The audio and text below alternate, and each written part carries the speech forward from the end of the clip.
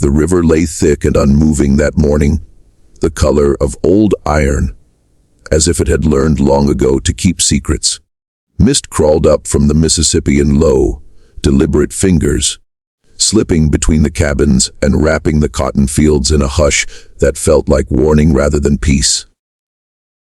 Even the cicadas held back, waiting. They had been summoned before dawn. No one said why. They never did. But the men knew. They always knew. The master stood on the gallery with his hands folded behind his back, boots polished to a shine that caught the weak morning light. He liked to watch them gather, liked the way their eyes dropped, their shoulders folded inward, as if the land itself had taught them submission. His gaze moved slowly, savoring the moment, until it settled where it always did on the weakest. Not the loud ones, not the angry ones, the thin ones, the limping ones. The ones whose bones seemed already halfway to the grave. This time, his finger lifted and pointed at Elias. A murmur rippled through the line, soft but sharp, like wind through dry reeds. Elias was small, shoulders sloped, skin stretched tight over angles that suggested hunger had been his closest companion. He coughed into his sleeve, a thin, rattling sound that made the overseer smirk. The master smiled too. He enjoyed certainty. Elias stepped forward without protest. Up close, the smell of the river clung to him, mud, rot, and something older. His eyes stayed lowered, lashes casting shadows that hid their depth. To anyone watching, he was exactly what the master wanted: fragile, afraid, already defeated. But the ground beneath Elias's bare feet felt different today. Solid, waiting. As the sun rose higher and burned away the mist, the master failed to notice one thing: the way the air itself seemed to lean inward, as if the land had drawn a slow breath and decided not to let it go. Key point 1 centers on the ritual itself, the master's deliberate, almost ceremonial act of choosing the weakest slave, and why that choice matters more than the violence that follows. On the surface, the selection appears practical and cruel. In a simple way, a man with power chooses someone fragile, because it guarantees an easy victory. But beneath that, the ritual is psychological warfare, carefully maintained over years to shape how everyone on the plantation understands power, fear, and inevitability. The master does not choose strength because strength invites resistance. A strong man fighting back, even if he loses, plants dangerous ideas in the minds of witnesses. Strength suggests possibility. The master instead chooses weakness, because weakness sends a clearer message. If even the frailest body can be publicly broken, then no one is safe. The ritual is not about punishing a single individual. It is about disciplining an entire population through spectacle. Each time the weakest is selected, the crowd learns that survival depends not on courage or ability, but on invisibility. Do not stand out. Do not grow strong. Do not be noticed. Over time, this selection becomes predictable, and predictability is part of its power. The enslaved men and women can often guess who will be chosen before the master ever points. This creates a slow, corrosive dread that settles into daily life. Everyone begins to measure themselves not by who they are, but by how close they are to being the weakest. Hunger becomes dangerous. Illness becomes a liability. Age becomes a threat.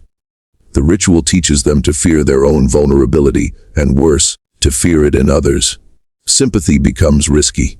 Solidarity becomes quiet and rare. For the master, the act reinforces his worldview. He believes authority must be visible and unquestioned. Each selection reassures him that the hierarchy is natural and unbreakable. He convinces himself that he is not cruel, only realistic.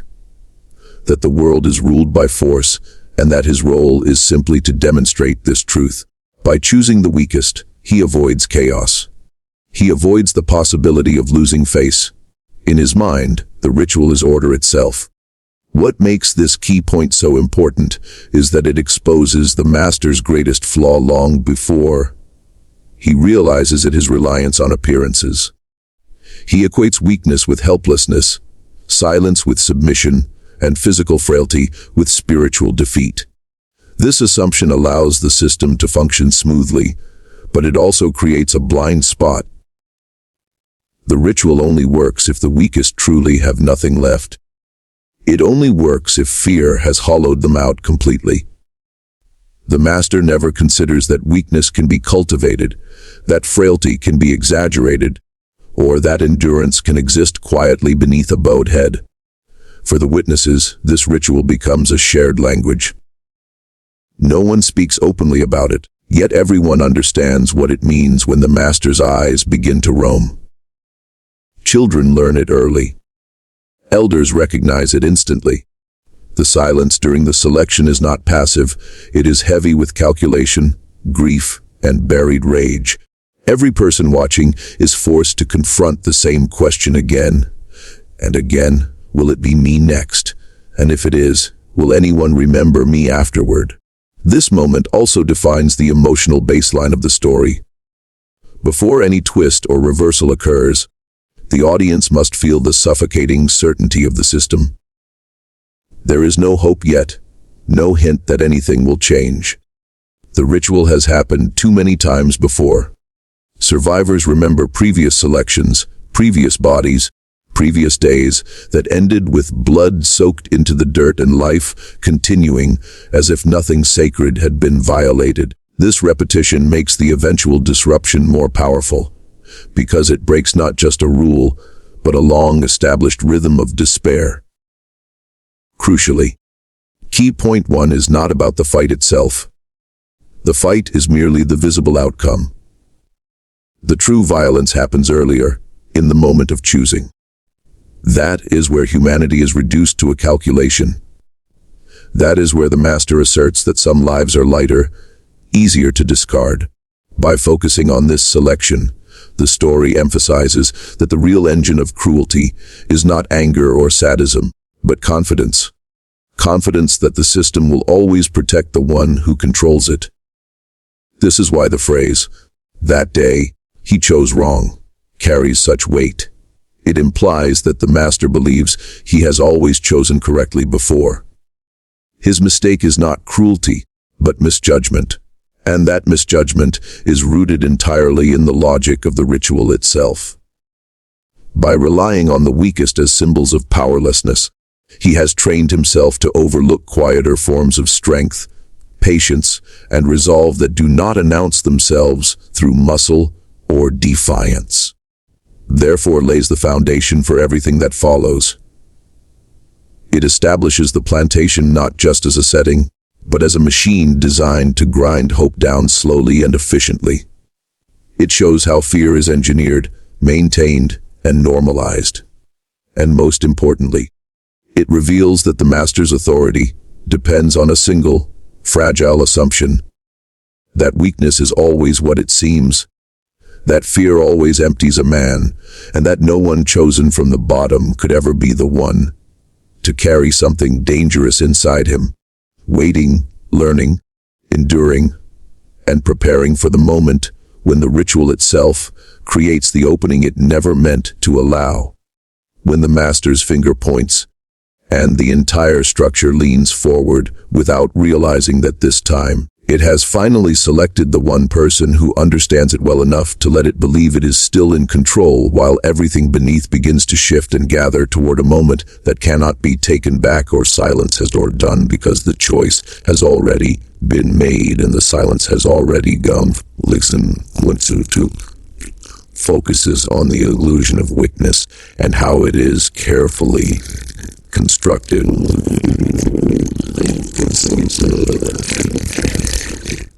Maintained, and misunderstood by everyone who relies on surface appearances. The chosen slave does not simply appear weak by accident. His frailty is a survival strategy shaped by years of observation, restraint, and painful intelligence. In a system where strength attracts punishment and visibility invites destruction, weakness becomes camouflage. This point deepens the story by shifting the reader's understanding of power from something visible and physical to something internal, controlled, and deliberately hidden. The master believes weakness is an inherent state, something measurable by bone, posture, cough, or silence. He assumes that fear strips men down to their truest form. What he cannot imagine is that fear can also teach men how to disappear. The selected slave has learned when to lower his eyes, when to stumble, when to let his shoulders curve forward so his body tells a story the master expects to hear. Every wince is rehearsed. Every slow movement is calculated.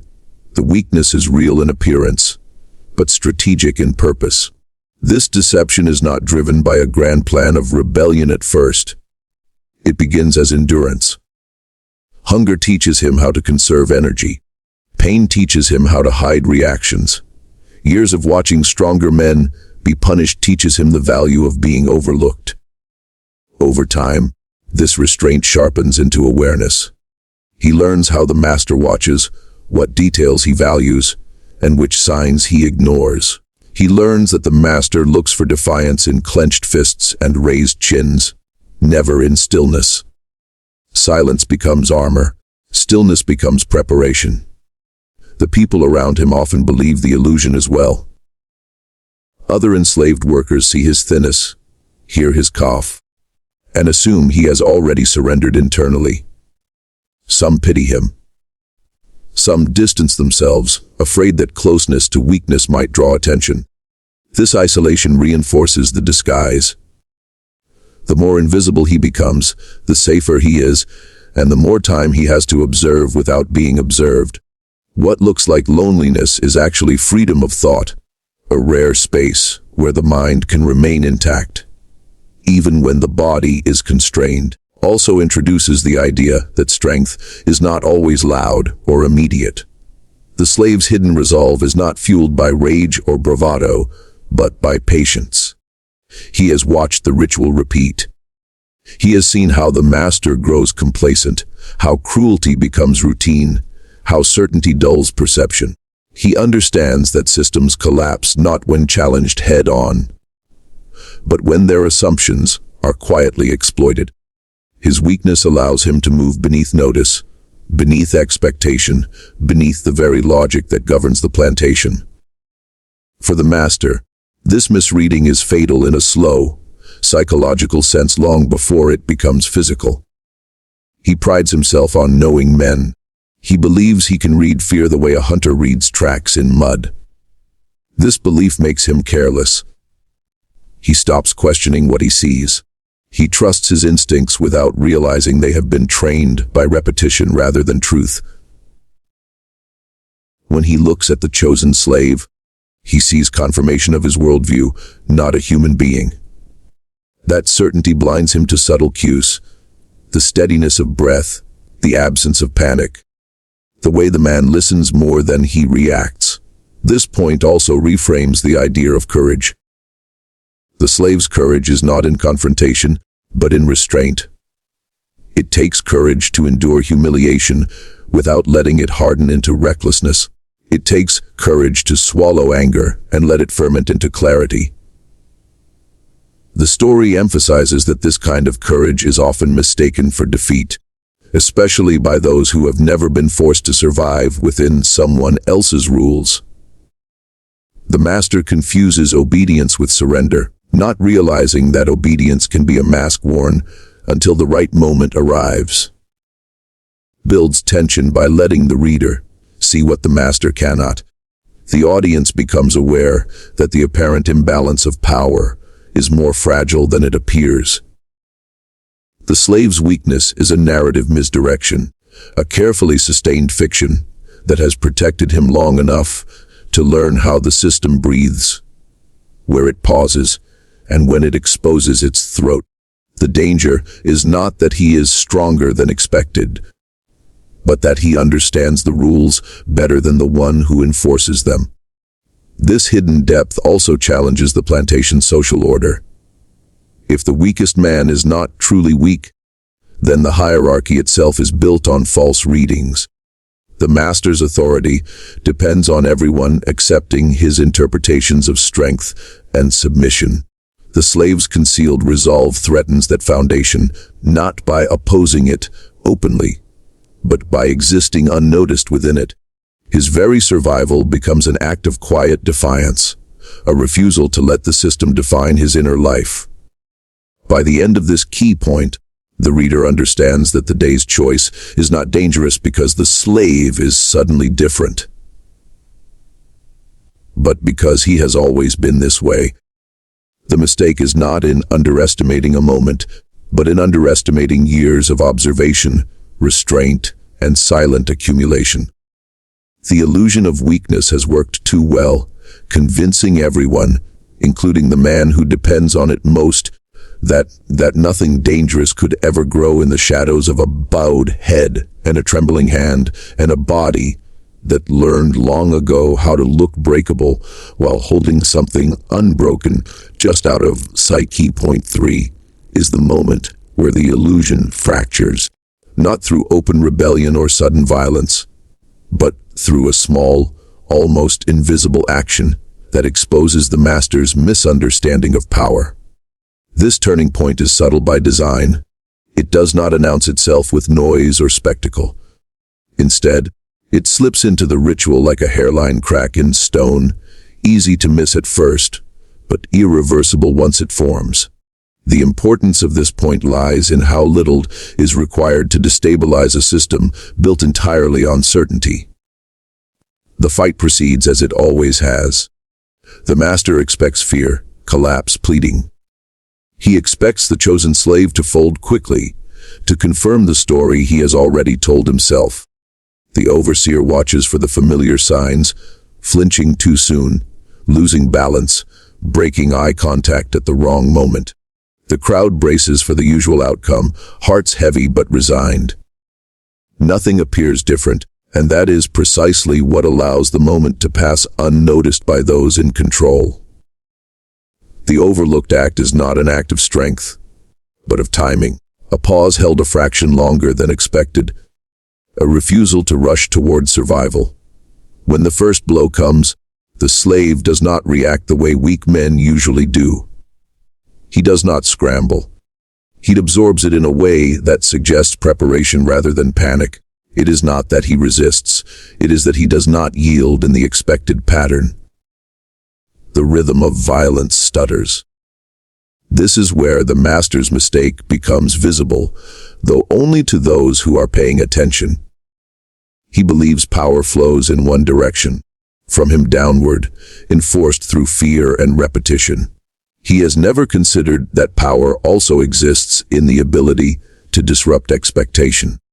The slave's small deviation introduces uncertainty, and uncertainty is poison to authority. The ritual relies on predictability to maintain control. Once the pattern breaks, even slightly, the ground beneath it begins to soften. For the witnesses, this moment registers not as hope, but as confusion. Something feels wrong, though no one can yet name it. The slave is still being beaten. The master is still watching. But the emotional script has slipped. The crowd senses that the chosen man is not where he should be in the narrative. He is not rushing toward defeat. He is not begging. He is present, measured, and aware. This awareness unsettles more deeply than defiance ever could. The master misreads this too. He interprets the pause as stubbornness or shock, nothing worth reconsidering. His confidence insulates him from doubt. He has seen men try to hold on before. He has broken them all. What he fails to notice is that this is not resistance born of desperation, but restraint born of understanding. The slave is not trying to win. He is trying to change the shape of the moment. That small act, whatever its precise form, plants a seed. Perhaps it is a grip released at the wrong time. Perhaps it is eye contact held without challenge. Perhaps it is the way the slave shifts his weight, conserving energy instead of wasting it. Each interpretation matters less than the effect. The fight stops being a demonstration and starts becoming a question. The master has never allowed questions. His authority depends on answers delivered through pain. This turning point also reveals the limits of physical dominance. The master believes violence is a language that always speaks clearly. But violence, like any language, depends on context. The slave's subtle act rewrites that context without announcing the change. The blows still land, but they no longer carry the same meaning. They are no longer proof of inevitability. They become evidence of effort, and effort implies the possibility of failure. For the slave, this moment is not victory, but confirmation. It tells him that the master can be moved, however slightly, off balance. It confirms what years of observation have suggested that control is not absolute, that rituals only function because everyone agrees to their roles. By refusing, in a quiet and precise way, to play his role correctly, the slave reveals the performance beneath the power. The danger of this act lies in its invisibility. Because it is small, it can spread without being crushed. The master does not immediately punish deviation because he does not recognize it as such. The overseer senses something is off, but lacks the authority to interrupt. The crowd begins to watch differently, not with dread alone, but with attention. Attention is the first step toward belief, and belief is far more dangerous than anger, is essential because it marks the shift from endurance to influence. Until now, the slave has survived by remaining unseen. In this moment, he becomes seen without being identified. He introduces doubt without exposing himself as its source. This is a far more powerful form of resistance than open challenge, because it uses the system's own confidence against it. The ritual continues, but it no longer means what it once did. By the end of this turning point, nothing has outwardly changed. The master still stands. The slave is still under threat. The plantation still breathes under the same oppressive rules. Yet something irreversible has occurred. A certainty has cracked. A pattern has been interrupted. And once a system built on fear realizes that fear is no longer behaving as expected, it begins to turn inward, searching for reassurance that will not come, because the smallest act has already revealed that control is not a force of nature, but a fragile agreement maintained only as long as no one dares to pause at exactly the wrong moment and let silence stretch just enough to be noticed. Key point 4 centers on the collective shift among the enslaved witnesses, a change that does not explode into rebellion or shout its presence, but settles quietly into the space between breaths. This shift is not action, but recognition. Not hope, but belief. It is the moment when the crowd stops seeing the ritual as inevitable and starts seeing it as contingent. Something that depends on continued agreement rather than unquestionable truth. At first, the witnesses do not understand what they are feeling. They have watched countless selections and punishments before. They know how to endure. They know how to look without seeing, how to let their minds drift elsewhere to survive what their bodies are forced to witness. But this time, their attention does not slide away. It sharpens. The small deviation in the fight has unsettled them, not because it promises rescue, but because it breaks familiarity. Familiar cruelty can be endured. Unfamiliar uncertainty cannot be ignored. No one moves. No one speaks. The rules of survival still apply. Yet something internal begins to rearrange itself. Eyes lift just slightly. Postures change almost imperceptibly. People begin watching not for the end, but for the next moment. This is crucial. When people expect only endings, they surrender the present. When they start expecting moments, they reclaim time itself. The ritual loses its ability to compress experience into a single outcome. What spreads through the crowd is not courage in the traditional sense. It is alignment. A shared, unspoken awareness that something is happening which does not fit the old story. No one dares to name it, because naming gives things edges, and edges invite punishment. Instead, the belief remains fluid, passing from glance to glance, breath to breath. It is safer that way, harder to destroy. The master does not notice this shift because it does not look like defiance. There are no raised fists, no cries, no sudden stillness that demands attention. The plantation remains outwardly obedient. That obedience, however, has changed in texture. It is no longer empty, it is watchful. And watchfulness is dangerous because it implies judgment. For the first time, the master is being observed not as a force of nature, but as a man engaged in an effort that may not fully succeed.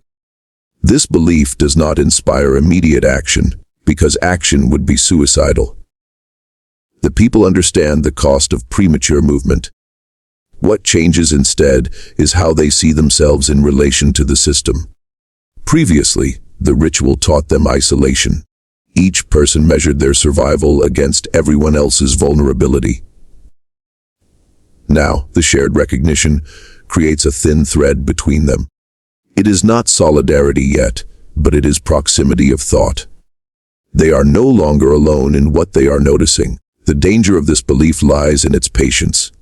It does not demand results. It does not rush toward confrontation. It waits. It stores itself in memory.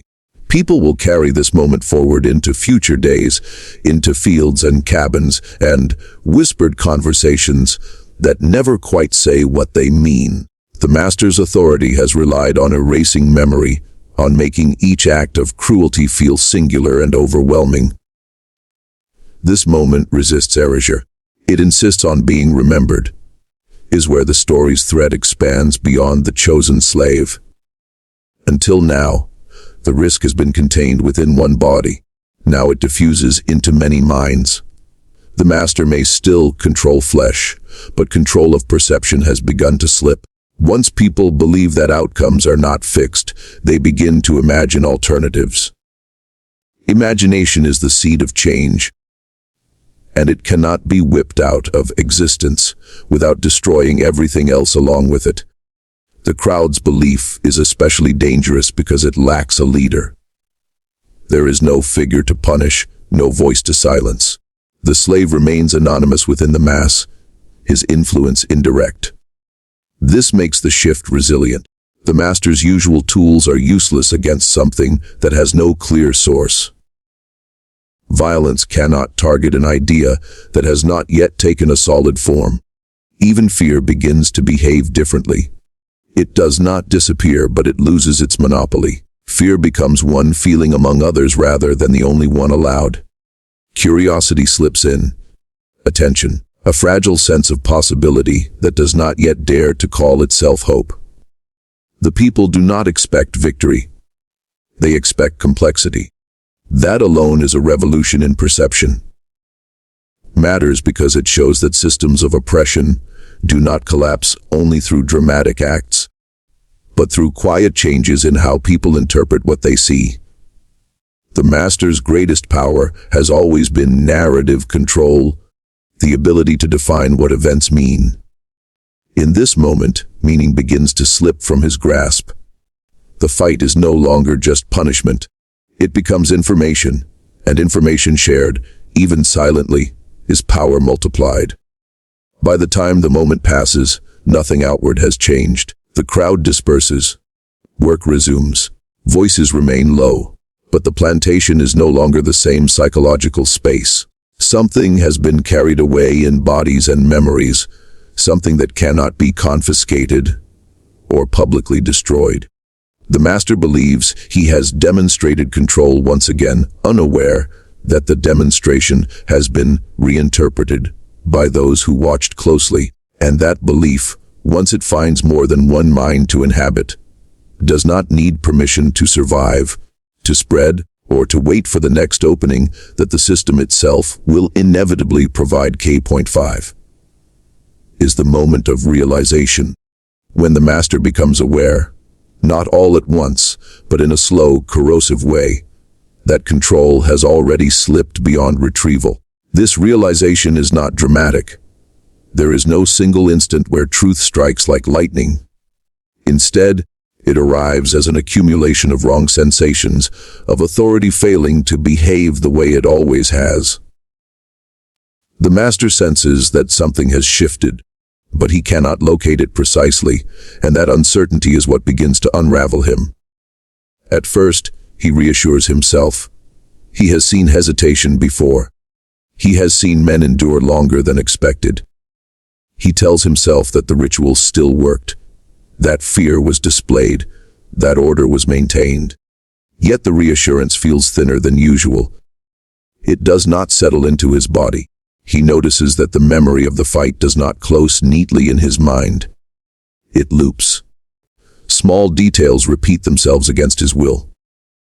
The way the crowd watched too closely. The way silence lingered after blows landed. The way the chosen slave's presence refused to collapse into the familiar shape of defeat. What unsettles him most is not resistance, but restraint. He realizes, dimly, that the slave was not reacting to him in the way power demands. Fear, when properly applied, produces immediacy. It pulls men into the present moment, strips them of calculation. What he witnessed instead was delay, timing, a sense that the other man was not being carried forward by events, but allowing events to pass through him.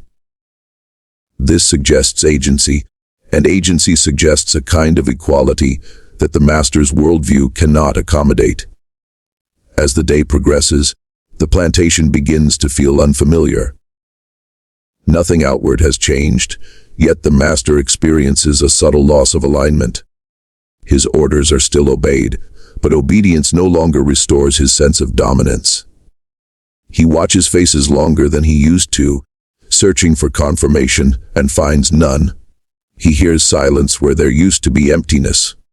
Silence now feels occupied. This is deeply threatening, because silence was always his greatest ally. The master's authority has depended on a feedback loop. He acts, fear responds, and that response reassures him that he is real, necessary, and unchallengeable. That loop has weakened. He still acts, but the emotional return is diminished. Fear remains present, but it has changed shape.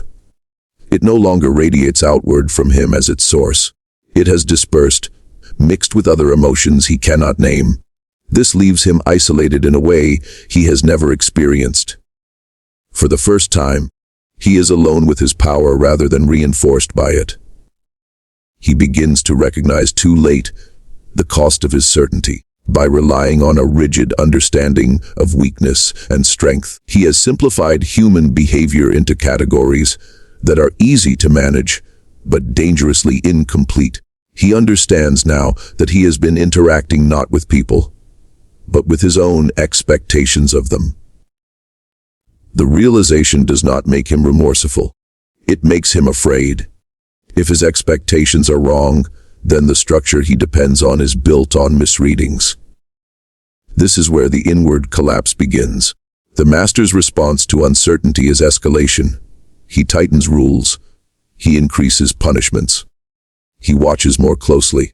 But these actions only accelerate the erosion of control. Surveillance without understanding breeds paranoia. Violence without certainty breeds doubt. Each attempt to restore the old balance reminds him that the balance no longer exists. Power that must constantly prove itself is already weakened. He cannot target the source of the change because there is no clear source. The chosen slave has not declared himself. The crowd has not moved. There is no rebellion to crush, no leader to eliminate. The threat exists in interpretation rather than action. The master is facing something his tools were never designed to confront: a shift in meaning. He can still enforce behavior, but he can no longer control how that behavior is understood by those who perform it. This realization strips him of the illusion of inevitability. He sees, perhaps for the first time, that his dominance is not a natural order, but a maintained condition. Maintained conditions can fail. They can decay quietly. They can be undermined not by force, but by patience. This knowledge poisons his confidence. He begins to second, guess moments that once felt instinctive. Doubt enters his decision-making, slowing him, making him inconsistent. Authority thrives on decisiveness. Uncertainty makes it visible as human. Matters because it completes the reversal initiated by the earlier moments. The master does not lose power in a single confrontation. He loses it internally through awareness. Once he understands that control is fragile, he can never fully believe in it again. Every command carries the possibility of misinterpretation. Every punishment risks producing not fear, but attention. He has become trapped in the very system he built, forced to perform dominance for an audience that has learned how to watch without surrendering belief. By the end of this key point, the story has shifted from external conflict to internal collapse. The master remains in his position, but the position no longer holds him up. He senses that something irreversible has occurred, that the ritual which once guaranteed order has instead exposed the mechanics behind it. Control, once seen as constructed, cannot be unseen. It must be constantly rebuilt, constantly defended, and constantly doubted. The master understands now that he chose wrong, not because the slave defeated him in body, but because the choice revealed a truth he was never meant to confront. That power survives only as long as no one inside it learns how to wait, how to observe, and how to let certainty rot from the inside until authority stands upright in form alone, hollowed by the knowledge that what it commands no longer believes in what it is supposed to be. The river took the evening the way it took everything else, without comment. By dusk, the plantation had settled back into its accustomed shapes. Rows straightened, tools stacked, doors closed against the dark. From a distance, nothing marked the day as different. Smoke rose from chimneys. Crickets resumed their song. The world appeared intact. The master stood alone on the gallery longer than usual. He told himself he was listening for trouble, but what he was really listening for was reassurance. It did not come. The sounds of the night carried no respect for him. They moved freely, indifferent to ownership. Even the house felt changed, its walls too quiet, its shadows less obedient. Somewhere beyond the reach of lamplight, the chosen slave lay on the hard ground, breathing slow, each rise of the chest measured and deliberate. Pain radiated through him, but it no longer defined the moment. Pain was familiar. What mattered was that the day had ended, and he had carried something through it intact. Not victory, not justice. Something smaller and more durable, proof others lay awake as well. In cabins and lean-tos, eyes remained open longer than necessary. No one spoke of what they had seen. Words were still dangerous, but memory was not. Memory traveled easily, passing from one mind to another without sound. The fight replayed itself in fragments. The pause, the timing, the way the ritual had hesitated. Each person held a different piece, but together they formed a shape that would not dissolve. Morning would come. Work would resume. Orders would be given and followed. The master would watch, and those watched would lower their eyes. The performance would continue, because survival demanded it. But beneath the performance, something had shifted its weight. The system still stood, but it no longer rested evenly on the ground. Days later, the master would find himself choosing differently, though he would not admit why. He would vary the ritual, adjust it, searching for the feeling of certainty he once knew. It would never return. Each change would remind him that the old way had failed, even if he could not say how. The plantation would begin to consume more of his attention, more of his anger, more of his fear. Power would become work. The slave would heal slowly. Scars would form, visible and hidden. He would return to the fields thinner, quieter, more unremarkable than before. That was the point. He would not lead. He would not speak. He would watch. Others would watch too, not him specifically, but the spaces between moments, the places where certainty once lived and now felt thin. Nothing dramatic would happen next. That was the master's final mistake, expecting endings to arrive loudly. Change would move the way the river moved. Patient, unhurried, wearing down what insisted on standing still. The ritual would never quite work again. Not because it stopped, but because everyone now knew it could falter. And years from that day, when stories were told quietly and only in pieces, they would not begin with a victory or a name. They would begin with a choice, repeated too many times, and the day it failed. They would say the master of Mississippi always chose the weakest slave to fight, and that he believed this made him untouchable. They would say that one morning, he pointed as he always had, confident in what he saw, and they would say that was the day the ground shifted beneath him, when weakness proved to be something else entirely, and power learned, too late, that it had been standing on an agreement it no longer owned.